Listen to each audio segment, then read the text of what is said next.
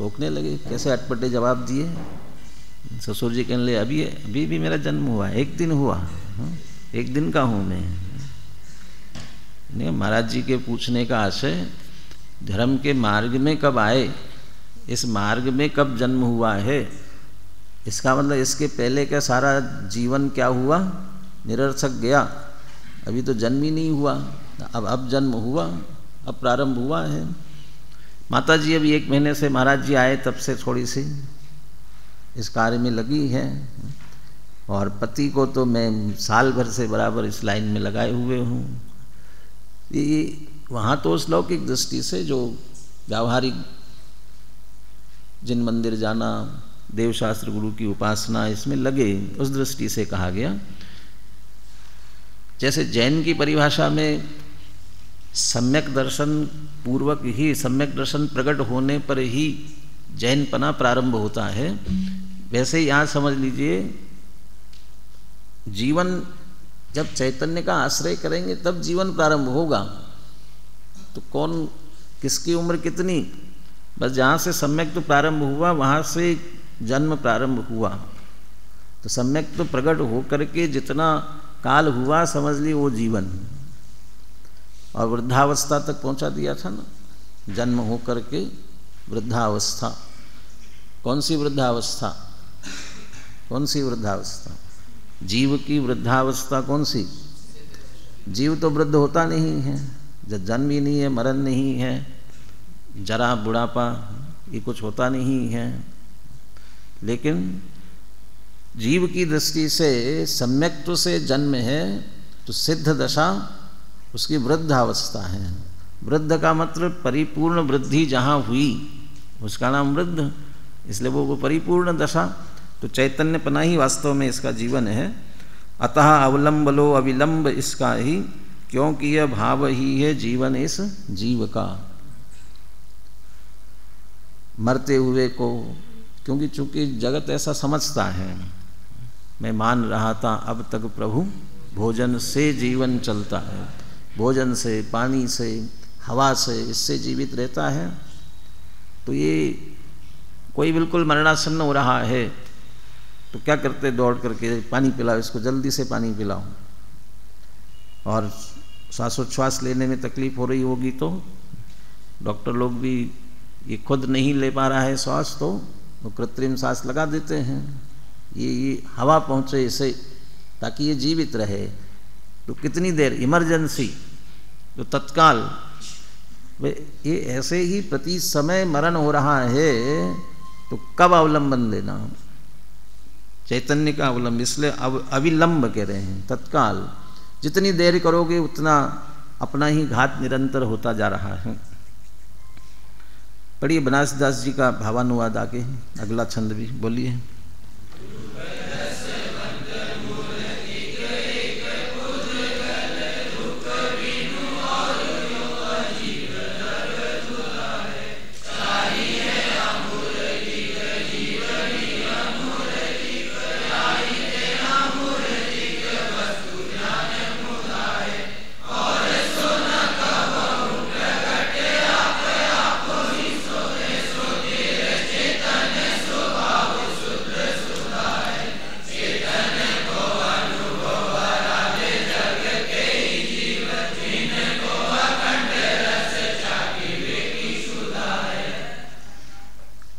षट द्रव्यात्मक लोक में रूप रसवंत मूर्तिक एक पुद्गल, इन 6 द्रव्य जगत के, उन 6 द्रव्यों में एक पुद्गल द्रव्य ही कैसा है, मूर्तिक है, क्योंकि वह रूप रस वाला है।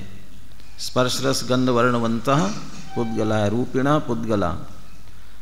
रूप बिनु और यों अजीव दर्व दुधा है, और रूप बिन और बाकी के बिना रूप के, इसलिए अमूर्तिक। यों अजीव द्रव्य दुधा है, इस तरह से अजीव द्रव्य 2 प्रकार का है, या ये कहे अजीव द्रव्यों में से एक पुद्गल मूर्तिक है, क्योंकि रूप रस वाला है, और रूप बिनु और माने बाकी और जो द्रव्य हैं वे रूप के बिना हैं, इसलिए अमूर्तिक है। और इस प्रकार अजीव द्रव्य दुधा है। अजीव द्रव्य दो प्रकार का है। दूसरी बात, चारी है अमूर्तिक, जीव भी अमूर्तिक। अब उन 6 द्रव्यों में ये जो अजीव द्रव्य ऊपर कहे गए उनमें से 4 क्या है? अमूर्तिक है। और जीव भी कैसा है? अमूर्तिक है। याही ते अमूर्तिक वस्तु ध्यान मुधा है। इसलिए आत्म वस्तु का ध्यान यदि आप अमूर्तिकता की तरफ से करेंगे तो वह मुधा है, मूर्खता है, अज्ञान है, मिथ्यात्व ही है। अकेला आप अमूर्तिकपना लेकर के ध्यान करेंगे, मानेंगे आत्मा को अमूर्तिक लक्षण मान लेंगे तो मूर्खता है, अज्ञान है। तो फिर क्या कौन सा माना जाए? और सोन कबहूँ प्रगट आप ही सो, ऐसो स्थिर चेतन स्वभाव शुद्ध सुधा है। वो मुधा है तो चैतन्य स्वभाव है, वो शुद्ध सुधा है। सुधा अमृत है। वो पीछे एक कहा था ना, जीवन इस जीव का, ये जीवन आत्मा मृत नहीं जीवित रहना चाहता है तो अमृत का सेवन करे तो कभी मरण नहीं होगा। तो कौन सा अमृत है आत्मा के लिए? चैतन्य स्वभाव। चैतन्य स्वभाव शुद्ध सुधा है। मिलेगा कहाँ से? किसके पास मिलेगा? किसके पास जाना पड़ेगा लेने के लिए? और सोन कबहूँ प्रगट, बल्कि और किसी के पास जाओगे तो और प्रकट नहीं होगा, नाराज हो जाएगा, दूसरे के पास क्यों गया। और सोन कबहूँ प्रगट, फिर आप ही सो, अपने आप स्वयं में स्वयं से क्यों मिलेगा? क्योंकि स्थिर है, वह है वहाँ अंतरंग में। तुम चाहे उसकी परवाह करो नहीं करो, लक्ष्य करो नहीं करो, लेकिन वो तो स्थिर त्रिकाल अनादि अनंत चैतन्य में है, इसलिए स्थिर है। तो ऐसा वह चैतन्य स्वभाव किसी और से प्रकट नहीं होता, अपने आप स्वयं से प्रकट होता है, स्थिर है, अचल है। ऐसा चैतन्य स्वभाव वही एकमात्र अमृत स्वरूप है। चेतन को अनुभव आराधे जग तेई जीव। ऐसा जो चैतन्य है उसकी आराधना कौन करेंगे? तेई जीव, वे ही जीव इसकी आराधना कर सकेंगे, अनुभव कर पाएंगे, जिनको अखंड रस चाखिवे की क्षुधा है। जिन्हें अखंड रस चखने की क्षुधा है, भूख लगी है, प्यास लगी है, अखंड रस लेंगे। मुनिराज के संदर्भ में आप बोलते हो ना, पतली धारण भाई वन में, हमें तो पूर्ण दशा ही चाहिए, साधि अनंत का आनंद लहिए। और आगे माने ये जो छोटा मोटा बार बार टूटता हुआ, ये जबकि छठे सातवें गुणस्थान में झूलने वाले मुनिराजों को अतीन्द्रिय आनंद है, लेकिन फिर भी खंड पड़ रहा है बीच में। इसलिए कहते हैं ये खंड खंडता पसंद नहीं, अखंड लगातार आना चाहिए। और ये अनुभव ऐसा लगातार कहाँ से आएगा?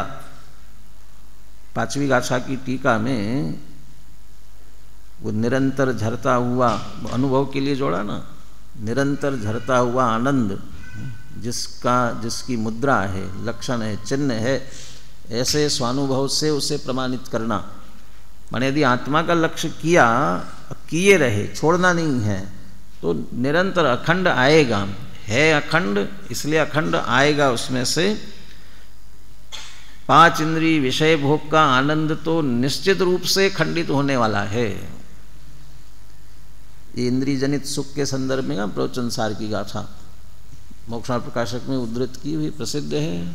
सपरम बाधा संयम विच्छिन्नम बंध कारणम विषमम जम इंदी लब्धम तम सोखम दुखमेव तहा।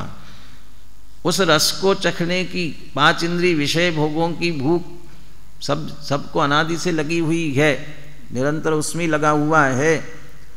उसमें लगा वो खंडित है, विच्छिन्नम नहीं रह सकता, टिकाई नहीं रह सकता।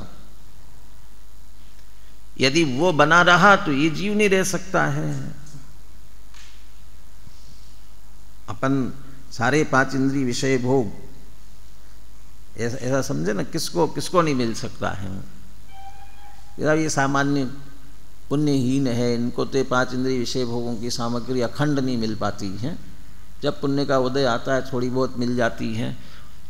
वो भोग सामग्री की तो बात क्या करे, पहले उदर पूर्ति की व्यवस्था कर ले, भोग पूर्ति की बात तो बात की बात है। परंतु जिनके पुण्य का उदय, लेकिन पुण्य का उदय भी सामान्य उनके फिर भी खंडित हो जाए, लेकिन जिनके विशेष पुण्य का उदय ऐसे चक्रवर्ती,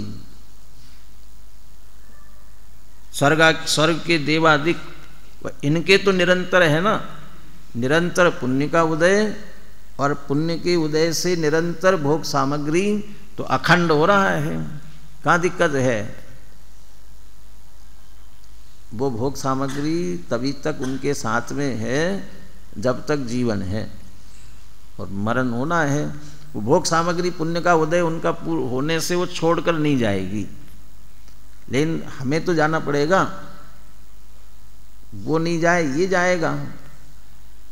जग में जिसको निज कहता मैं, वो छोड़ मुझे चल लेता है। मैं आकुल व्याकुल हो लेता, वो छोड़ मुझे चल लेता है। कि ना मेरे पुण्य का उदय तो नहीं, छोड़ करके नहीं जा सकता। ठीक है, उसके पुण्य का उदय मेरे पुण्य का उदय है, पुण्य के उदय से जुड़ा हुआ है, नहीं छूट कर जाएगा। लेकिन आयु क्षय हो गया तो, मेरी आयु क्षय हो गई, फिर क्या होगा? तो मुझे जाना पड़ेगा छोड़कर। या तो वो जाएगा, मैं जाऊंगा, कोई ना कोई छूटेगा। वियोग होने वाला है, अखंड रहने वाला नहीं है। यदि भोग सामग्री है भी तो भी वो भोग सामग्री निरंतर भोगने में आएगी नहीं। अब यहाँ अभी ज़्यादा विस्तार में नहीं जाते, अपना विषय भी नहीं है। जिन्हें विशेष जिज्ञासा हो वो क्षयोपशम, ज्ञानावरण दर्शनावरण के क्षयोपशम से होने वाला दुख और उससे निवृत्ति, इस प्रकरण में देखना बहुत विस्तार से इसकी चर्चा की गई है। माने भोग सामग्री से सुख मिलता है ऐसा मानते हो, लेकिन वो कितनी आड़ उसमें लगी हुई है। और इतने सब होने के बाद भी वो इकट्ठे भी हो जाए तो वे नहीं रहते या हम नहीं रहते हैं, वो खंडित ही होने वाला है, अखंडता मिलने वाली नहीं है। बस यहाँ आत्मा के आश्रय से प्रकट होने वाला आनंद, अतीन्द्रिय आनंद ही अखंड हो सकता है।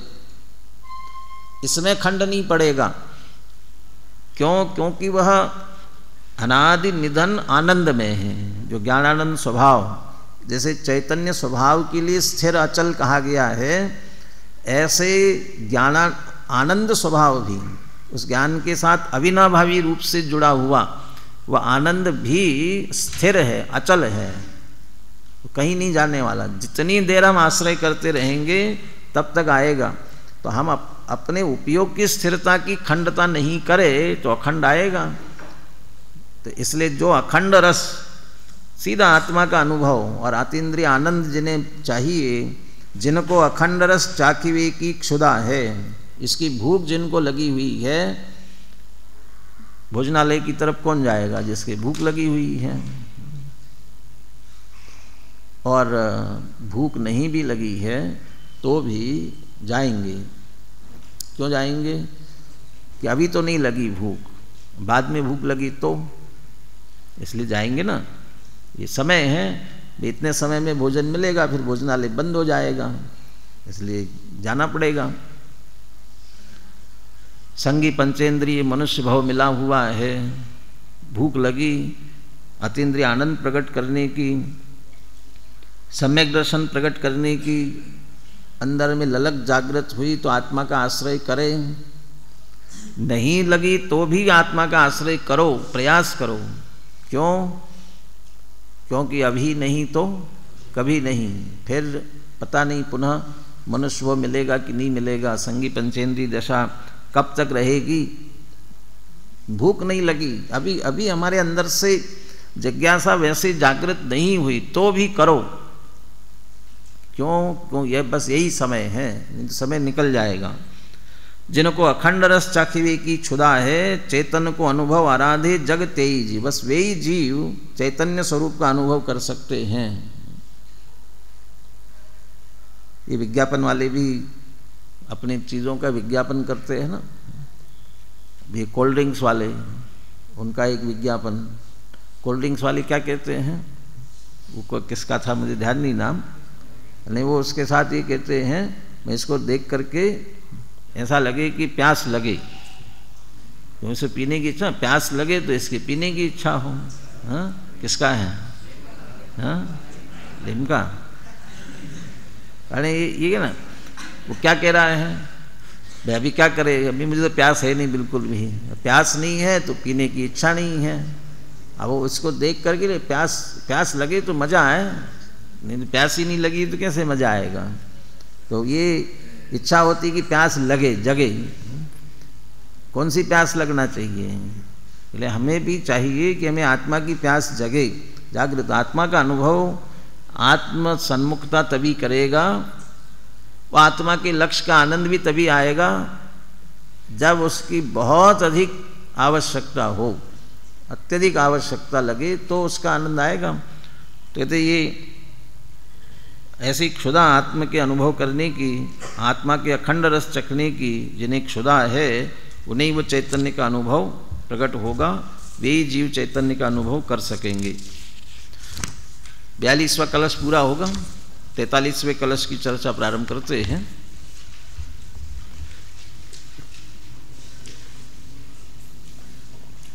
भेद विज्ञान की चर्चा इतने विस्तार से की, तर्क युक्ति उदाहरणों से समझा दिया, उसके बाद भी क्या दुर्दशा हो रही है, क्यों हो रही है। अब आचार्य कहते हैं बहुत हो गया, फिर भी नहीं छूटता है ये मोह, ये एकत्व बुद्धि नहीं टूटती है। ये कहते हैं आश्चर्य है, ये आश्चर्य व्यक्त कर रहे हैं अगले कलश में, 43वें कलश में। अब आचार्य देव आगामी कलश में आश्चर्य व्यक्त करते हुए कहते हैं कि जब बात इतनी स्पष्ट है, अर्थात जीव स्वलक्षण से प्रकट है, तो फिर अज्ञानियों की समझ में क्यों नहीं आता। अभी आश्चर्य कर रहे हैं, किस पर आश्चर्य कर रहे हैं? वे तो अपने आप में भेद विज्ञान और भेद विज्ञान से प्रकट आत्म तत्व, उसका निरंतर आश्रय कर रहे हैं। हमें ऐसा लगता है कि बहुत बहुत कठिन है, कैसे हो ही नहीं सकता ना। एक क्षण, एक सेकंड विचार नहीं आता, और विचार आए तो टिकता नहीं है वहाँ पर थोड़ा सा भी, नहीं हो सकता। और आचार्य कहते हैं कि हम कर रहे हैं और उसका लक्ष्य करके होने वाला अतीन्द्रिय आनंद, निराकुल सुख प्रकट कर रहे हैं, तो उन्हें आश्चर्य होता है कि ये कितनी, इनके पास उसका उपाय होते हुए भी उसका आश्रय नहीं करके आकुल व्याकुल हो रहे हैं। तो क्यों हो रहे हैं? ये आश्चर्य क्यों नहीं करते ऐसा? भूखा हो पास में भोजन हो, प्यासा हो पास में पानी हो, और फिर भी भूख प्यास से तड़पड़ा रहा हो, पास भी रखा, भोजन भी रखा, पानी भी रखा हुआ है, और वो भूख प्यास से तड़पड़ा रहा है, तो देखने वाला क्या कहेगा? ये कैसा मूर्ख है। ये आश्चर्य है कि ये कैसा व्यक्ति है कि ये पास में होते हुए भी उपयोग नहीं कर रहा है, उपयोग करके अपनी भूख प्यास नहीं मिटा रहा है। वैसे करे वो चैतन्य स्वभाव अपना स्वरूप है, और वो उसका आश्रय क्यों नहीं कर रहे हैं, क्यों नहीं करते हैं, और फिर भी राग का, देह का, पर का आश्रय करके आकुल व्याकुल दुखी ही क्यों होते हैं, इस बात का आश्चर्य व्यक्त करते हैं। 43वां कलश, जीवाद जीवमिति लक्षण तो विभिन्नम,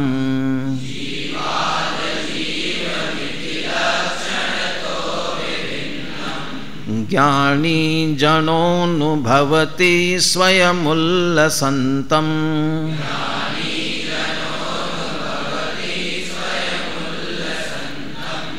अज्ञानिनो निरवधि प्रविजृम्भितोऽयम्,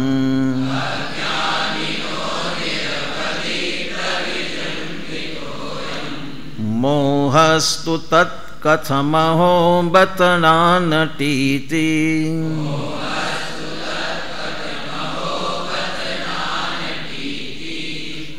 अहो बत, दो शब्दों का आश्चर्य व्यक्त करते हुए अहो मैंने आश्चर्य व्यक्त किया, और बत कह करके के खेद भी व्यक्त करते हैं। आश्चर्य भी होता है और खेद भी होता है कि खेद है, इतना होने के बाद भी ये चैतन्य स्वरूप आत्मा होकर के भी इसके मोह ही नाचता है।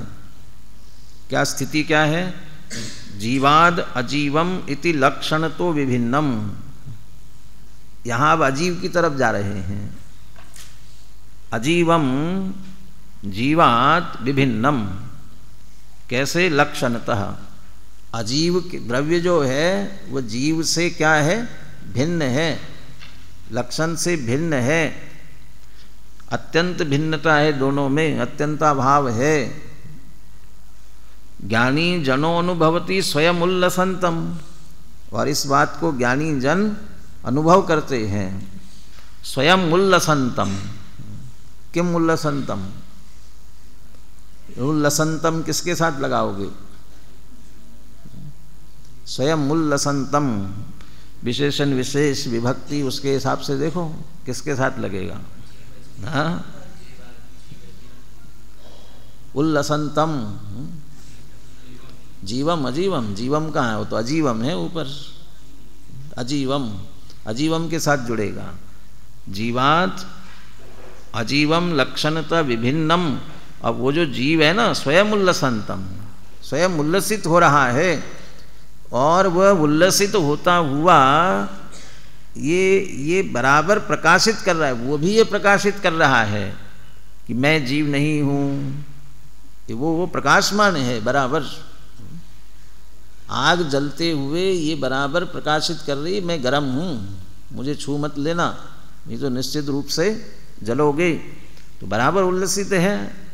ऐसा अजीव भी जीव से लक्षण के द्वारा अत्यंत भिन्न है और प्रकाशमान, प्रकाशित हो रहा है। तो वे जैसे इसमें बिजली का बहुत तेज वो होता है, जहाँ पर भी बहुत ज़्यादा बिजली, क्या बोलते हैं, वोल्टेज, तो वहाँ लिखा हुआ रहता है ना, खतरा, डेंजर, कितना 480 वोल्ट और कितना ज़्यादा होता है, तो वहाँ बराबर सावधान किया हुआ होता है ना, तो वहाँ लिखा हुआ होता है, तो यहाँ छूना मत बिल्कुल भी। ऐसे इन सारे अजीव द्रव्यों पर जीव के लिए बहुत अच्छी तरह से लिखा हुआ है, बहुत अच्छी तरह से। हम तुमसे लक्षण से भिन्न है, यदि हमें छू लोगे तो तुम्हारा ही नाश होगा, हमारा तो कुछ बिगड़ेगा नहीं। उनमें बिगड़ने के लिए है क्या? तो ये हमारा नहीं बिगड़, तुम्हारा बिगड़ेगा। इसलिए उल्लसंतम, ज्ञानी इस बात को अनुभव करते हैं कि उनका अजीवत्व प्रकाशमान हो रहा है। जो उधर अजीवत्व प्रकाशमान हो रहा है तो जीव में जीवत्व प्रकाशमान हो रहा है। तो दोनों, या तो ये लेना, लक्षण तो विभिन्नम उल्लसंतम, जीव अजीव दोनों ही लक्षण से भिन्न भिन्न प्रकाशमान है। जीव जीवत्व पने से प्रकाशमान है, चैतन्य पने से प्रकाशमान है। अजीव द्रव्य सभी जड़ पने से प्रकाशमान है, जड़त्व उनके अपने आप में है। विचित्र स्वरूप संपदा 38वीं गाथा की टीका में विचित्र स्वरूप संपदा, तो क्या है विचित्र स्वरूप संपदा? ये जीव ज्ञान, आत्मा का ज्ञान समस्त लोकालोक को जानता है, समस्त जगत के पदार्थों को द्रव्य गुण पर्याय सहित ये सब को जाने, स्वपर स्व को भी पर को भी। ये ऐसी ऐसी इसकी विशेषता, ये इसकी स्वरूप संपदा। ज्ञान पने से इन सब को जाने, ये जीव की अपनी स्वरूप संपदा। और वे सारे पदार्थ, बाकी के पर पदार्थ, वे सभी अपने अनंत गुण पर्यायों सहित जीव के जानने में आवे। तो उनके जो अपने गुण पर्याय हैं सभी, वे उनकी स्वरूप संपदा, वे अपनी स्वरूप संपदा में, ज्ञान में अपने सारे अनंत गुण पर्याय, सारी संपत्ति समर्पित करने के लिए तैयार है। वो प्रमेयत्व गुण के कारण से ये उनकी स्वरूप संपदा है। और जीव अपने चैतन्यपने, ज्ञानपने से उनको जानने के लिए तैयार है, जानता है, ये जीव की स्वरूप संपदा। दोनों अपनी अपनी संपत्ति से प्रकाशमान हैं, दोनों अपनी अपनी जगह हैं। ये उल्लसंतम स्वयं, तो दोनों को अपने अपने में रहने दो, इसी में लाभ है, और यदि एक दूसरे में मिलाया तो हानि है। जब ये इतना स्पष्ट है, स्पष्टता है, वो ऐसा होता है ना, ये कहने सुनने की बातें हैं अकेली, कि ऐसा नहीं है। ज्ञानी स्वयं अनुभव करते हैं, इसलिए ऐसा नहीं अकेला बस भिन्न भिन्न है इतना मात्र नहीं, अनुभव, ज्ञानी इस बात का अनुभव करते हैं। और इसीलिए ज्ञानियों का आश्चर्य होता है। अज्ञानिना निरवधि प्रविजृंभित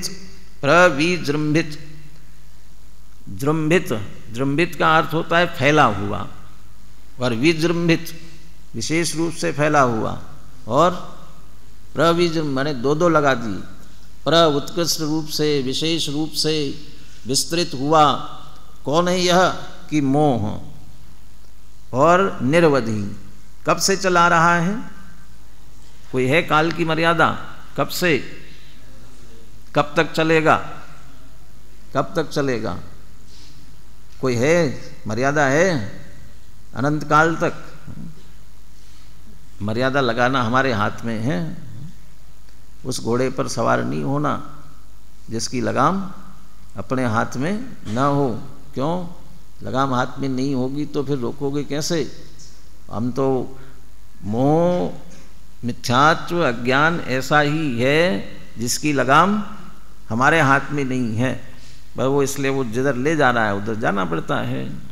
निरवधि का मर्यादा फिर? हाँ, लगाम अपने हाथ में लोगे तो फिर मर्यादा आ जाएगी, तो फिर आप उसको रोक सकते हो। अब जब तक वह नहीं है तब तक निरवधि। वो अज्ञानियों के लिए मोह जो है वह विस्तृत भाव की अपेक्षा, निरवधि काल की अपेक्षा। भाव की अपेक्षा विस्तृत क्या है? वो मिथ्यात्व मोह जो है ना, उसके साथ अनंतानुबंधी कषाय, अनंतानुबंधीपना होता है। इसका एकत्व कितने पदार्थों में है? कितने पदार्थों में? कितने पदार्थों को अपना जानता है वो? कितने से क्या? अपनी शरीर है, कुटुंब परिवार है, इतना चाहिए कितना? सबका आशा रूपी गड्ढा कितना बड़ा है? यस्मिन् विश्वम अनुपमम, आशागत प्रति प्राणी यस्मिन् विश्वम अनुपमम। ये सारा विश्व भी डाल दिया जाए तो अणु के समान, तो ये एक विश्व अणु के समान हो गया तो लाएंगे कहाँ से और सारे विश्व? है कहाँ?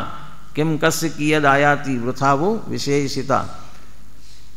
कितने कितने के साथ, कितने में एक अनंतानुबंधी, इसलिए बहुत विस्तृत है। और निरवधि, काल की अपेक्षा से भी विस्तृत, अनादि से चला रहा है, अनंत काल तक चलता ही रहेगा। जब तक मिथ्यात्व बना हुआ है तब तक अनंत काल तक ऐसे ही चलता रहेगा।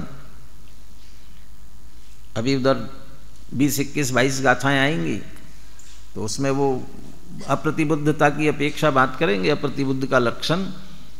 तो उसमें वो जो मोह हमारा अज्ञान है वो कैसा फैला हुआ है। भूतकाल में मेरा था, अभी मेरा है, भविष्य में मेरा होगा। 3 काल से जोड़ता है, त्रिकाल में जुड़ा ही रहना चाहता है, कोई मर्यादा नहीं।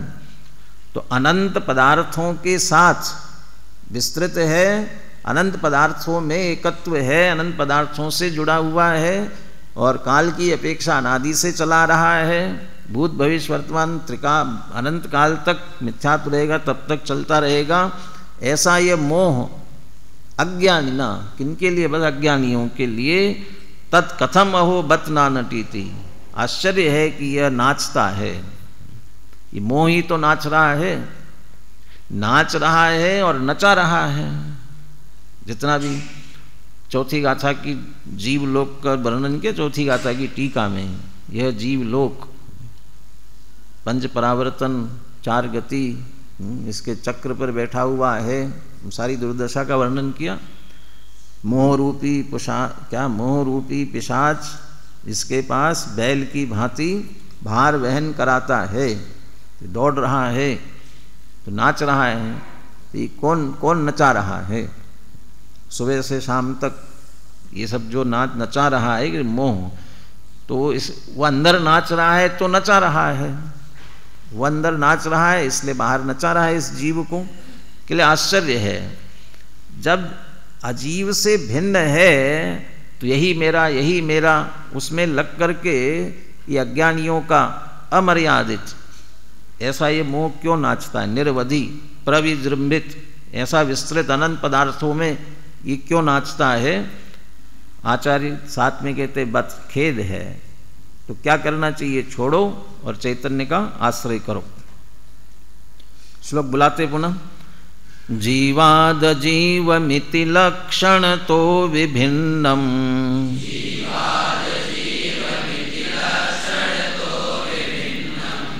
ज्ञानी जनोनुभवति स्वयमुल्लसंतम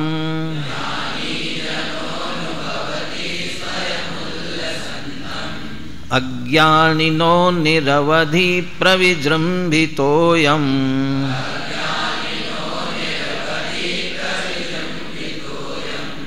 मोहस्तु तत्कथमहो बत नानटीति।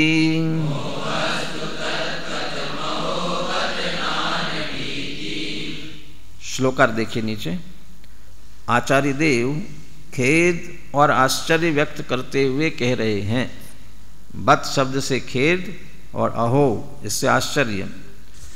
क्या आश्चर्य कर रहे हैं, जब जीव और अजीव अपने सुनिश्चित लक्षणों से स्वयं ही उल्लसित होते हुए भिन्न भिन्न प्रकाशमान है और ज्ञानी जन उन्हें भिन्न भिन्न जानते हैं, पहचानते, अनुभव करते हैं, तब भी अज्ञानियों में पर में एकत्व का अनादि अमर्यादित यह व्यामोह न जाने क्यों व्यापता है, यह मोह न जाने क्यों नाचता है।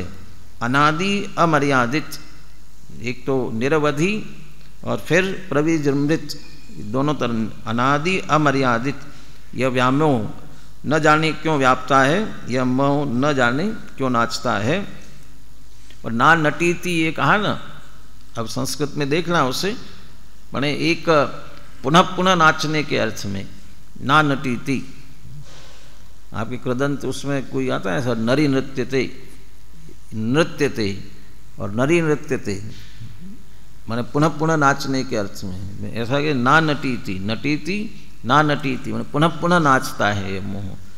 इस बात का आश्चर्य है, और ऐसा आश्चर्य अपने में लाना, सब सोचते समझते हुए भी क्यों नहीं हो पा रहा है, क्यों नहीं छूट रहा है।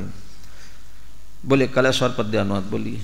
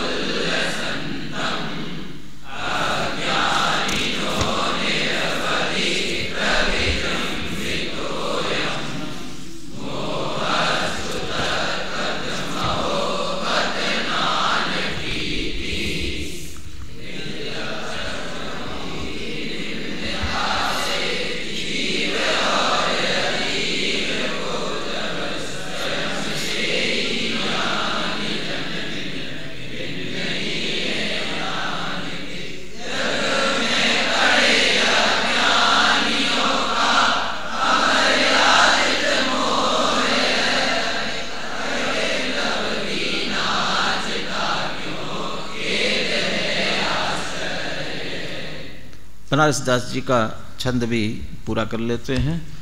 बोलिए।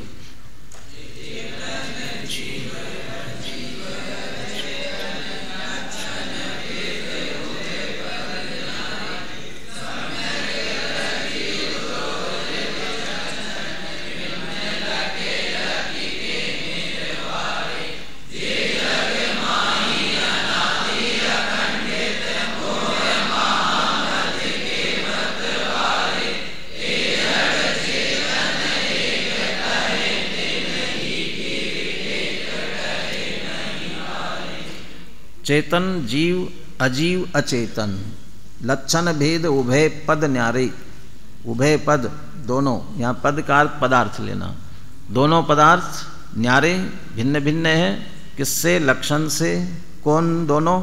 जीव और अजीव। क्या लक्षण है दोनों के? एक चेतन है, दूसरा अचेतन है। सम्यक दृष्टि उदोत विचक्षण।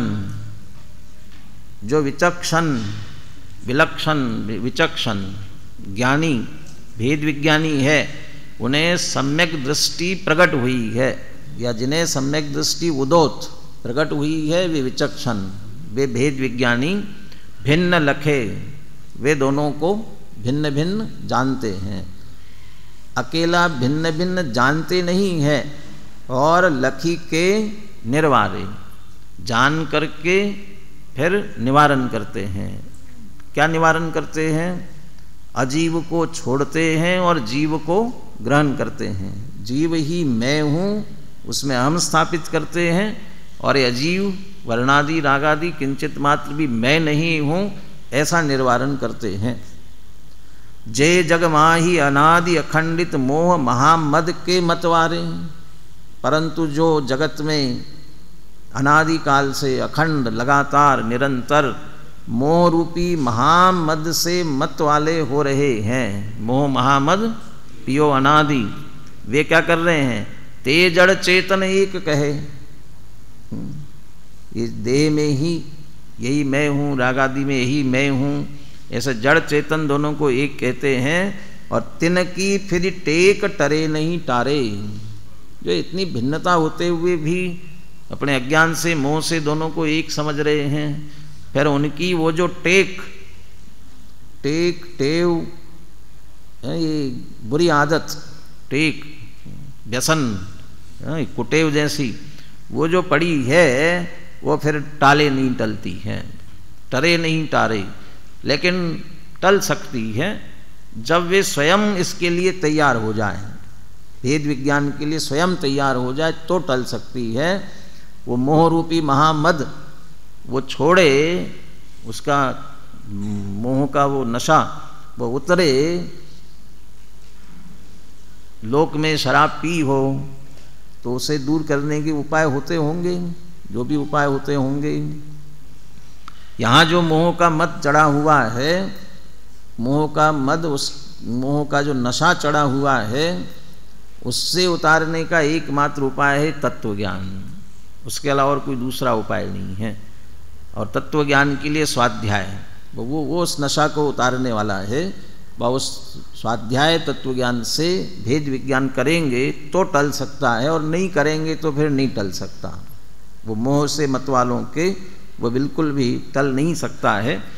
हम इस मार्ग पर लगे हुए हैं तो स्वाध्याय से तत्व ज्ञान करे और मोह को टाले। और आचार्य अमृतचंद्र